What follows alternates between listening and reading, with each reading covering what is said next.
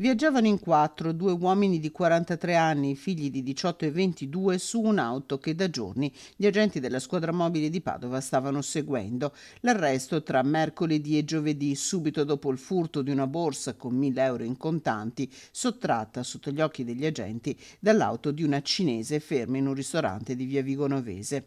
L'auto si era allontanata, ma era stata subito bloccata dalla polizia, che ha arrestato in flagranza il conducente e il passeggero, due 43enni nati nel veneziano e residenti in un campo nomadi della città, e denunciato i figli seduti sul sedile posteriore che stavano per essere iniziati il mestiere. Nel veicolo, una BMW grigia, la polizia ha trovato e sottoposto a sequestro punte da trapano, martelletti, arnesi per lo scasso, mascherine e passamontagna. Secondo quanto ricostruito sinora, i due sarebbero gli autori di una serie di furti commessi su auto in sosta nelle ultime settimane. In particolare, il 10 settembre scorso avrebbero rubato una borsa con 20.000 euro in contanti a una cittadina cinese che stava facendo rifornimento di carburante in corso Stati Uniti. Solo 2 giorni dopo si sarebbero invece impossessati di uno zainetto con all'interno una macchina fotografica di valore rubata a un turista olandese fermo nell'area di servizio di Limenella.